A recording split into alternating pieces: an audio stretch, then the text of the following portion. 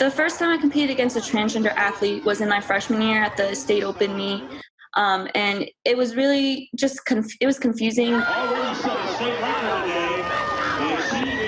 That confusion grew into frustration as Chelsea Mitchell had to compete against biological males her entire high school track career. Now a graduating senior, she's come up short in 4 state championship events. There's been a lot of feelings, whenever I race against these biological males that no matter how hard I try, I'm not going to win. And we line up knowing we're going to lose. It seems like a no-brainer. Biological males compete against biological males. Biological females compete against biological females. But several years ago, the CIAC, or the Connecticut Interscholastic Athletic Conference, adopted a policy that allows anyone who identifies as female to compete in girls' athletic events. After years with this as the reality, Mitchell and 2 other athletes are fighting back.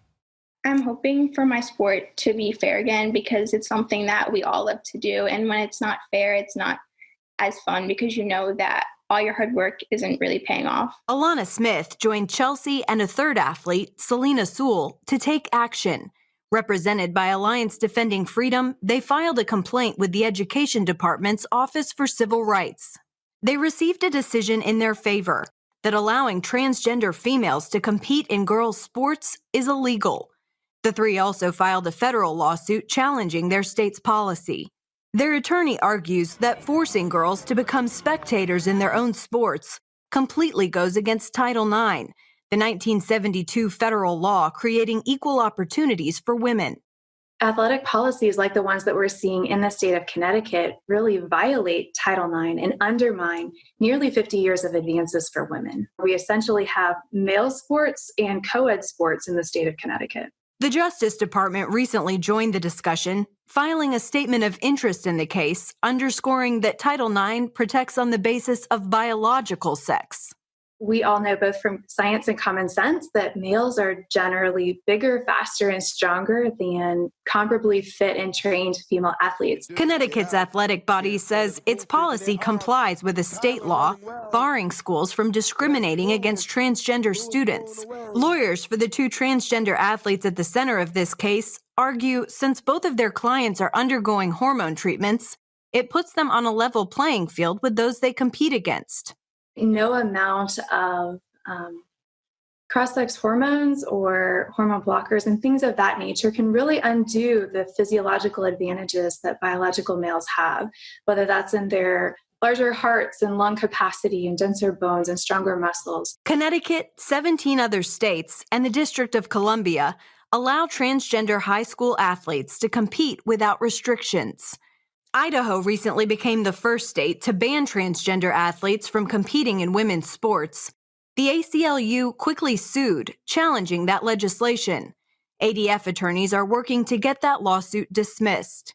Meanwhile, back in Connecticut, just before COVID brought an early end to the spring track season, Chelsea won the state championship in the 55-meter dash, defeating a transgender competitor.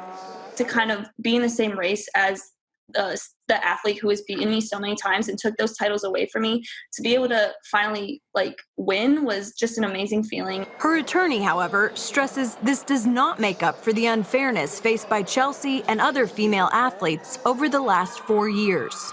It also, too, doesn't undo the fact that even though Chelsea might have won, there are a number of other young female athletes who placed beneath the biological male in those placements, and they were bumped down to positions they didn't deserve. When these 3 athletes and their families decided to come forward and fight, they expected pushback. Chelsea's mom, Christy, says they've actually seen the opposite. Other parents have been just very supportive and grateful. Often they will come up to us at meets and thank us for having spoken out. So a lot of people are worried to speak out. They're worried about backlash or that they will be judged by taking this stand, and we haven't had that. The federal lawsuit remains in the early stages, but ADF is hopeful. They're requesting that transgender athletes be banned from competing in girls' sports in Connecticut and that all records set by them be erased. Caitlin Burke, CBN News, New Haven, Connecticut.